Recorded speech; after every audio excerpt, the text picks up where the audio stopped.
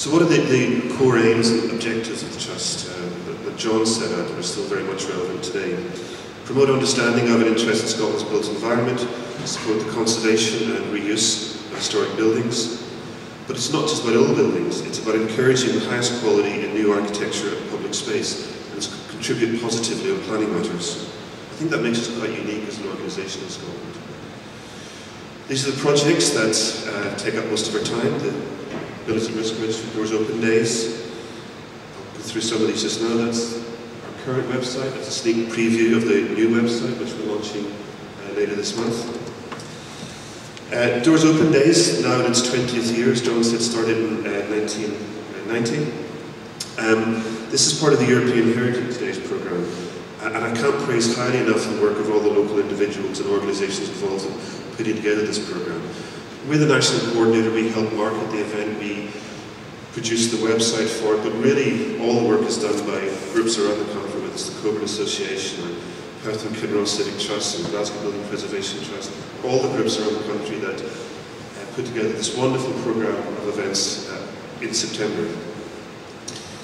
This September, 923 events took place in all 32 local authority areas throughout Scotland, which works out at around 80,000 unique individual visitors, or about 250,000 visits, which is quite remarkable.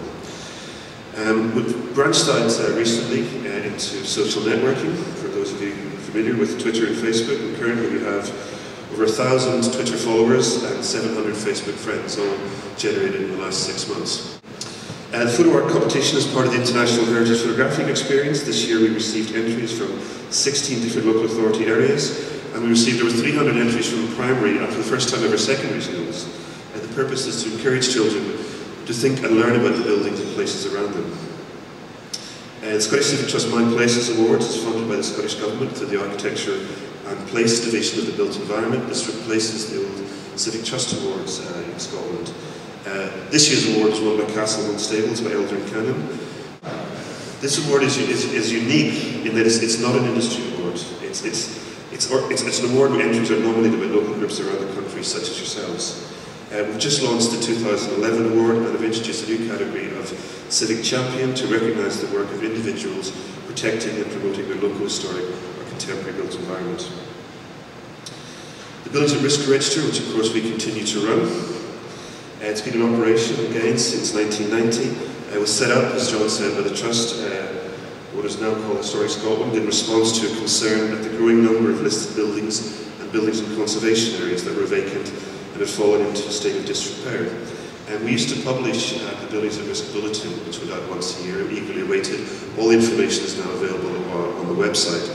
And we've changed the website slightly recently to promote success stories. And the reason being that the purpose of the register was to act as a marriage service, was to shine a light on listed buildings that were threatened with demolition or destruction or were falling down, and to try and marry them up with potential developers, and try and help owners to repair and restore and reinvent those buildings. And these success stories, Castleman Stables, obviously very successful, just examples of what can be done with historic buildings with imagination and quite a lot of money. Buildings at Risk, some statistics. Currently, according to our register, this figure changes all the time, obviously. 2,385 buildings at risk, 135 currently being restored, demolished 355. This is our national survey of A-listed buildings around the country. The blue dots are all the places that our team visited, which you can see over the last 2 years, 3 years, our Buildings at Risk team have visited thousands of buildings around Scotland. Really quite a remarkable achievement. I can say that because I wasn't involved. Of the category list A entries, 3,667.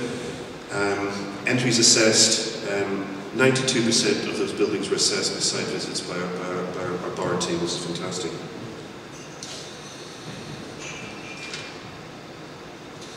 And as John said, we've just published a book, I'm sure it's not as good as yours, John, but it's a short book, New Use of Your Own Buildings, and you've all got a copy of that.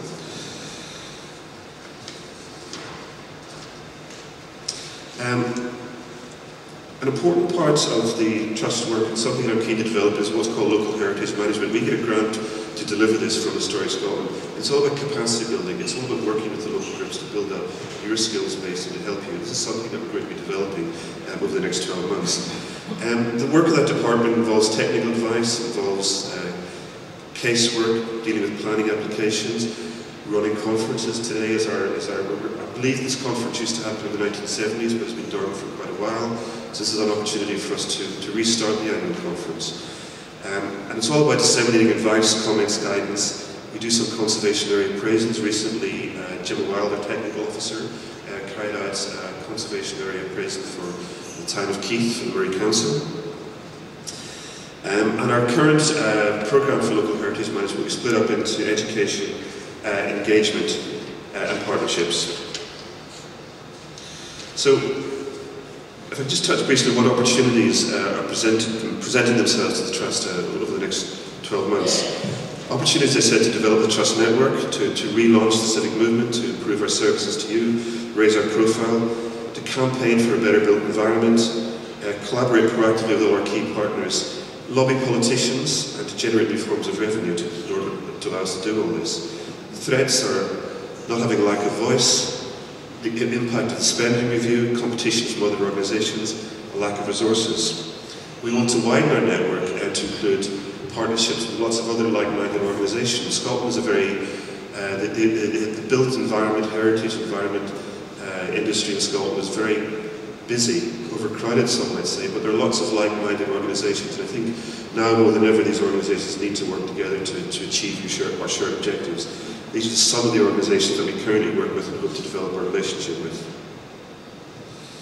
And we will be developing our means of communication through e-bulletins, a printed newsletter, social networking as I mentioned, getting more engaged proactively with the press, more constructive criticism, and also getting political.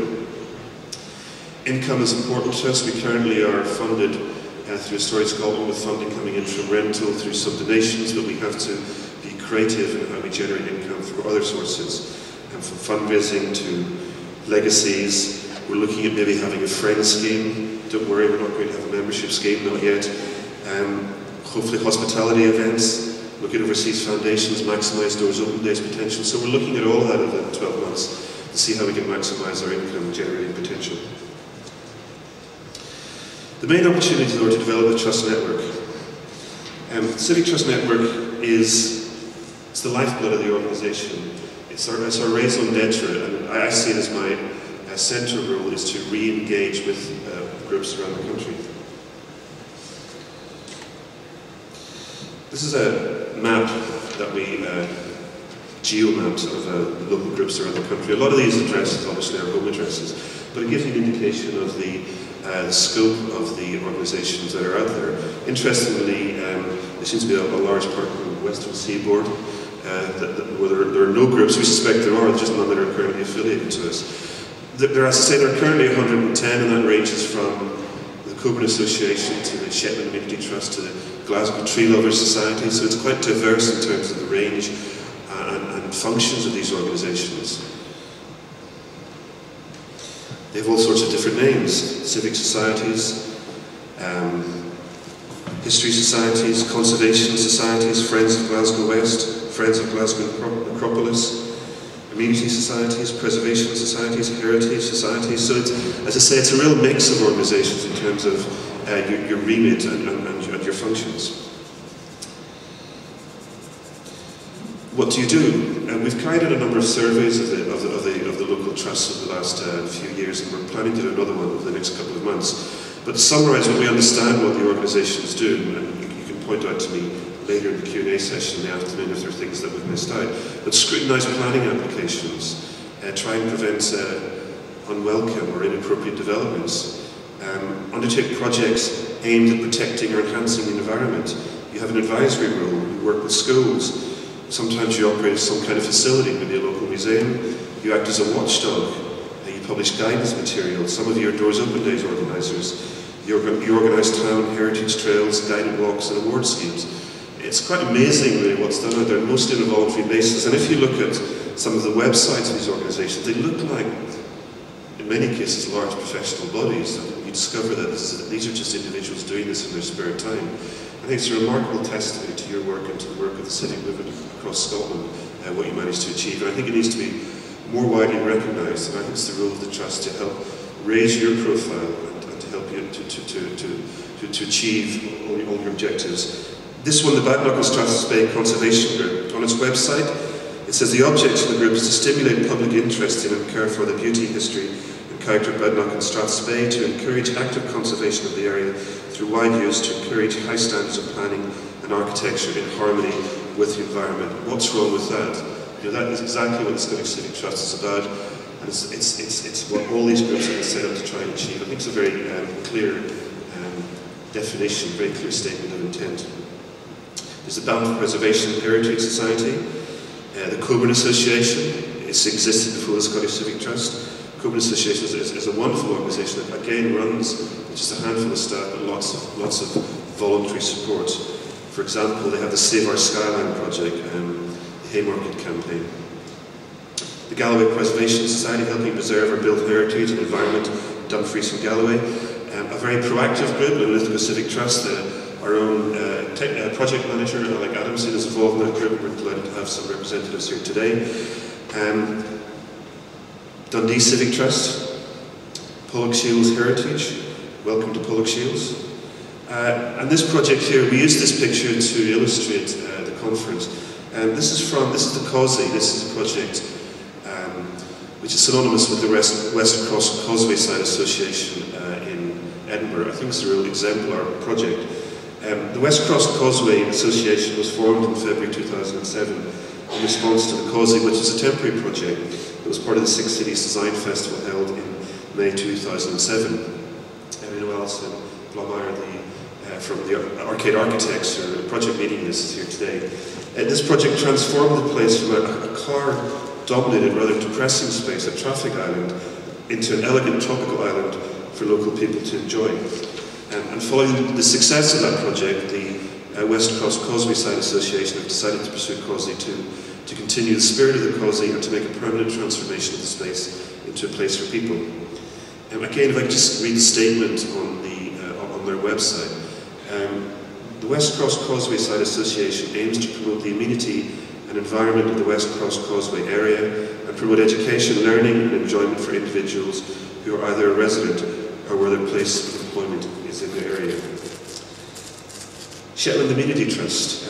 This is one of the projects that Shetland Amenity Trust is involved in, Belmont House and Unst. The Trust construction team have been working hard to restore this beautiful Georgian house to its former glory. This property is on the UK's most northerly Isle of Unst, and when restorations are complete, will be available for hire for functions and accommodations. Newry Hill Burris Hall Trust. They do lots of things, but some of the things they do are workshops, and they let folk, including children, meet craftsmen working on building restoration, and they get their hands on with wood, stone and slate, and help with the restoration by doing some of the pointing work in Newry Hill Burris Hall Trust itself. The workshops that are illustrated here were run for local adults ranging from 20 to 80 plus in age, students from Glasgow Metropolitan College, and a class of P7 from a local primary school. So it's just a fantastic example of how people of all ages can get involved in these projects and have a wonderful time. So these are just some of the examples of the tremendous work carried out by groups across the country. I'm looking forward to meeting some of you today, more of you today over the coming months, so that we can work together to achieve our shared objectives. The role of the Trust and its affiliated groups is more important than ever in these challenging times. Our job together is to protect our historic buildings and to never again allow them to become threatened, but is also to make sure that what is being built today is of the highest possible quality. After all, the modern buildings of today are the historic buildings of tomorrow. I'm just going to end, as John began, with the first director of the Scottish Civic Trust, Maurice Lindsay. I'm going to end with this quote. At this stage of our evolution towards the good life, the imagination satisfied that the arts and an environment that stimulates and refreshes should be regarded not as a luxurious frippery, but as a basic human right. I think that statement applies every bit as much today as it did then. Thank you.